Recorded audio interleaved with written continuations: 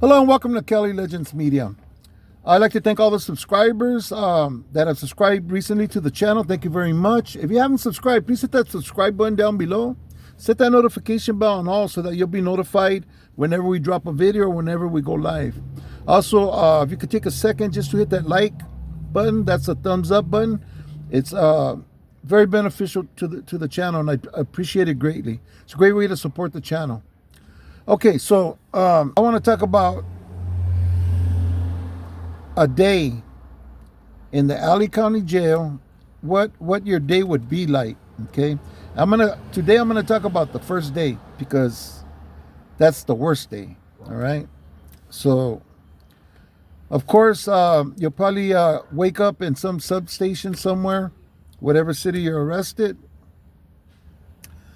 You'll be handcuffed and put on some sort of transportation, whether it be a cop car, a van, or a bus, okay, depending on which route you end up taking. Some places will keep you in the substation till you go to court, okay, and that court will be your arraignment, and at that point they'll let you know if your bail increases or decreases, and when your next date is, your next court date. So from there, you'll get put on a bus, you'll catch the chain. And the way you know you're going to catch the chain is you'll hear them coming, man. You'll hear the walking with all these chains, right? They'll open up your cell door. You'll probably be in there maybe with like 30 other men, all dressed in your street clothes, and you'll be called out.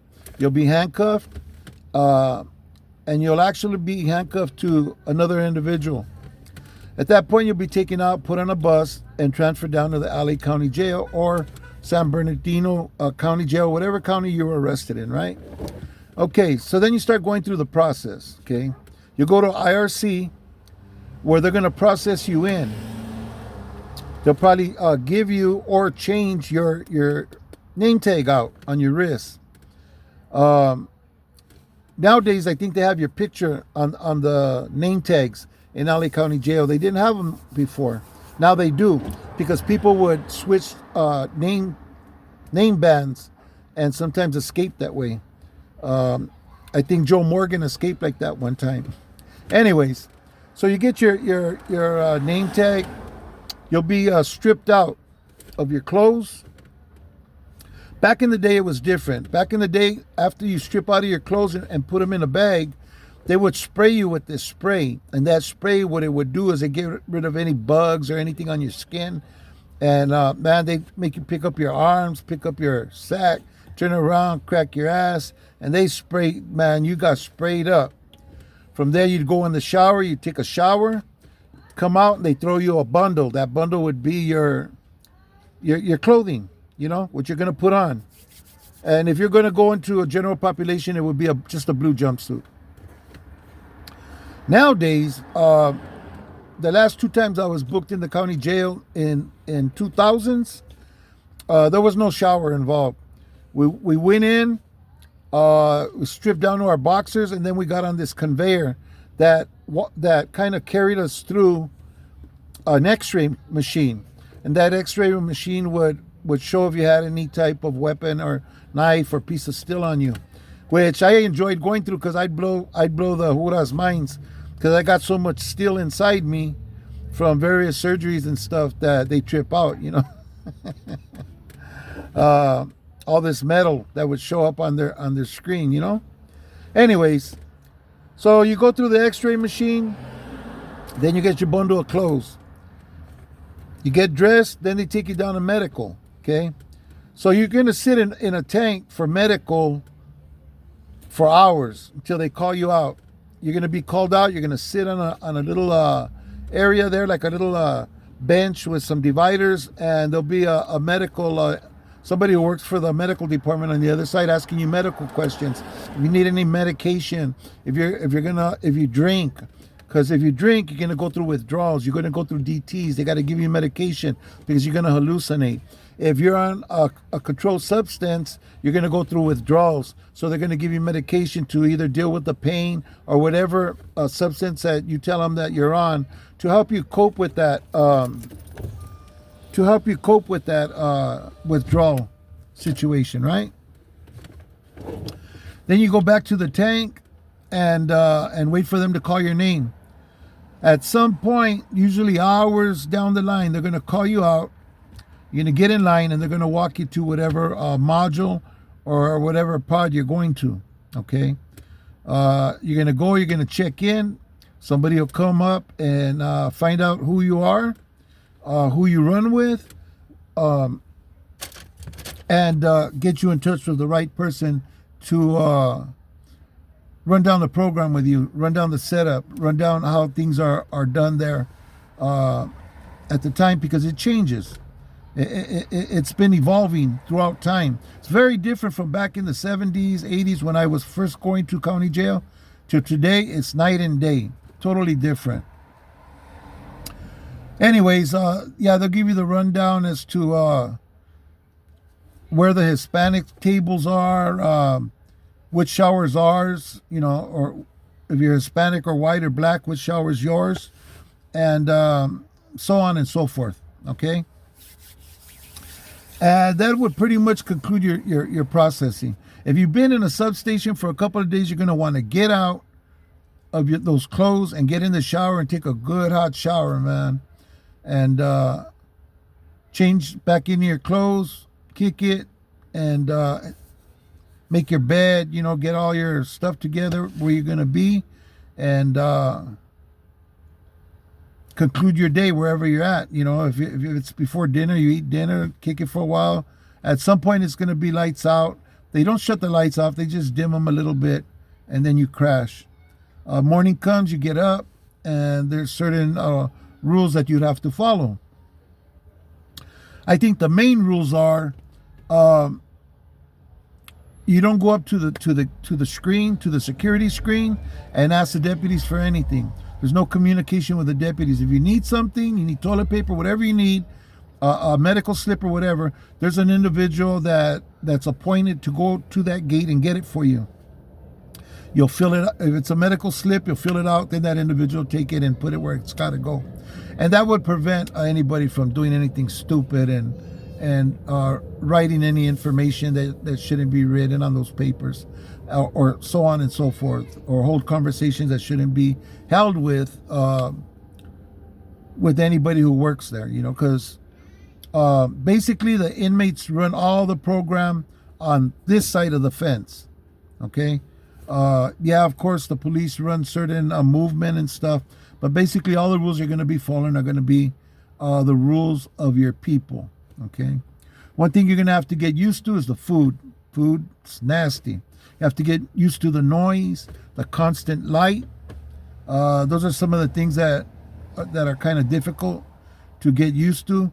You have to get used to if there's any JCATs in your area, any people that are a little, you know, missing some marbles or something. They might do some crazy shit. You got to watch them. You got to put up with their nonsense until they're removed, you know? Anyways, that's just that's just the way it is now. Before it was very different. I think it took much longer before, and you'd have to squat and cough and get a cat. Sometimes they'd want to look, you know, in your privates with a flashlight and all of that shit. They'd spray you with that nasty chemical that I was telling you about to kill bugs and stuff, which was always a bad experience. And everything took very, very long. Back then they'd x-ray you. They'd x-ray your chest to make sure you didn't have any tuberculosis or anything, that your lungs were clear and you weren't bringing any of that into the jail. Sometimes they do fingerprints. They do all kinds of different things that they don't really put you through anymore. Usually that's already done. Your fingerprints and everything are already on record by the time you're getting processed in, or at least the 2 times that I got processed in the 2000s. Yeah, things are very, very different. I mean, you have to sit down when you urinate, you know, which will take a lot of us some getting used to, you know. Yeah, there's some crazy things that you're asked to do now that's kind of hard to swallow. If you don't like to be told what to do, when to do it, how to do it, man, stay out of them places, because that's all that's going to happen, man. You're going to follow some rules that you have no choice but to follow. Also, getting used to that food, that, you know, the food is nasty. When you get up in the morning and go have your breakfast, they give you a sack lunch. And that sack lunch usually contains a sandwich with some meat that we usually call mystery meat. Sometimes it's supposed to look like bologna, but it's turning green or purple. And get some cookies, some apples, maybe a little baggie with some shreds of celery and carrots in them. So you get that at breakfast time. You pick up your breakfast and you get your lunch at the same time. Unless it's changed, since I think the last time I was in there was 2015. And yeah, they were still doing it that way. So you're going to probably want to sign up for the phone. Now they use phone cards. Yeah, everything's a little different now. I think you order your store on the screen now instead of on a piece of paper. And you could also buy phone time and stuff, you know. And it's very, very different. Very different on the main line. In the gang module, they used to have phones on the walls. So if you went to the gang module, you had a phone on your wall. Nevertheless, you need to be able to afford to get that phone call out. Or your people could put phone time on a card, so that when you call, they pay for the call whenever you're calling out. Anyways, this is just a real quick summary, a synopsis of what you're going to go through your first time in the county jail. I'll do another video. I want to see how the kind of response this one gets. I'll probably do another one as to the types of programs that you might do if you spend time in the county jail, which means, like, if you get sentenced to 6 months to a year, if you get sentenced to 2-3 years, which you can do in the county jail if the court lets you do that. And the type of program that you might set up for yourself or do while you're in there, the type of work that's available, the type of training classes and courses that are available. You know, they used to have a print shop, a shoe shop, a sewing shop. You might work in the kitchen, cutlery. You might work in ODR, you know, making food for the sheriffs.